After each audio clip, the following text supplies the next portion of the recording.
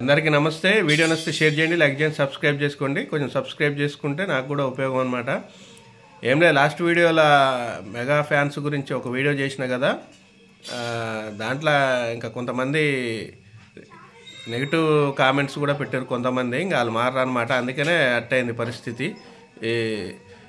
చెప్పినాగా నేనప్పుడు ఎవడేం చేస్తాడు. ఇప్పుడు 3 సినిమాలు వచ్చినాయి కదా, మూడిట్లలో ఏ సినిమా బాగుందనే దాని గురించి చెప్దామనుకుంటున్నా. ఇది ఏ ఫ్యాన్స్ని ఇబ్బంది పెట్టేది కాదు. నేను ఎలాంటి ఫ్యాన్స్ గురించి నేను మాట్లాడను.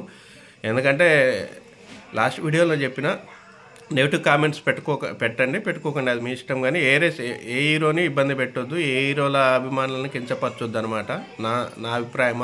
అందరూ మంచోళ్ళే. ఇప్పుడు ఏమైనా ఫస్ట్ గేమ్ చేంజర్ రిలీజ్ అయింది కదా, అసలు అదేంటంటే మెసేజ్ ఓరియంటెడ్ ఫిలిం, బాగుంది సినిమా. కానీ ఇది 1990ల 2000లో తీసిన శంకర్ అప్పుడు తీసిన కదా, ఇప్పుడు ఒకే ఒక్కడు, భారతీయుడు, ఆ సినిమాలు అన్నీ మిక్సింగ్ ఉన్నాయన్నమాట. ఇదేంటంటే సమాజానికి ఉపయోగపడే సినిమా. కానీ మెగా ఫ్యామిలీ ఫ్యాన్స్ అందరి హీరోలని బాగా ఇబ్బంది పెట్టి వాళ్ళ రివ్యూస్ వాళ్ళ సినిమాలకు ఇబ్బందికరంగా పెట్టవటం వల్ల అంత రివర్స్ అటాక్ అయ్యి అందరు ప్రతి ఒక్క హీరో ఫ్యాన్స్ ఇప్పుడు రివర్స్కి అటాక్ చేయటం, నెగిటివ్ చేయటం వల్ల ఇది కొంచెం ఇబ్బంది పడ్డది. అది పాపం రామ్ చరణ్ తప్పేం లేదు. రామ్ చరణ్ మంచోడు కాబట్టి అతని గురించి అయినా సినిమా చూడొచ్చు. కానీ అంత చెప్పుకోదగ్గ అయితే లేదు. ఇది ఓన్లీ క్లాస్ ఆడియన్స్ నచ్చుతుంది, మాస్ అంత నచ్చదు. ఇంకా దాని గురించి వదిలేయండి. ఇక డాకు మహారాజు గురించి చెప్పాలంటే, డాకు మహారాజు ఇక యాక్చువల్గా ఏంటంటే మా బాలకృష్ణకు ఆటోమేటిక్గా మాస్ ఫ్యాన్స్ ఎక్కువ ఉంటారు. మాస్ అనమాట. ఫస్ట్ హాఫ్లో బాగుంది, ఫస్ట్ హాఫ్ దుమ్ము లేపింది. సెకండ్ హాఫ్ కొంచెం స్లో ఉంటుంది, అంత ఉండదు. బట్ సినిమా ఓవరాల్గా మంచిగా ఉంది, చూడొచ్చు. మాస్ ఆడియన్స్ బాగా ఎక్కువ కనెక్ట్ అవుతారు అనమాట. సినిమా బాగుంది, చూడొచ్చు.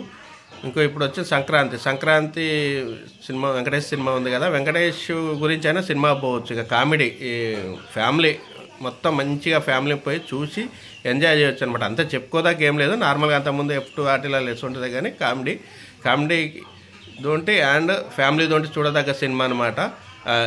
నేను ఎవరిని తక్కువ చేయను, మీకు నచ్చిన సినిమా చూడండి. బట్ ఫ్యామిలీ దోంటి పోయే సినిమా అయితేనేమో ఇది వెంకటేష్ గారిది.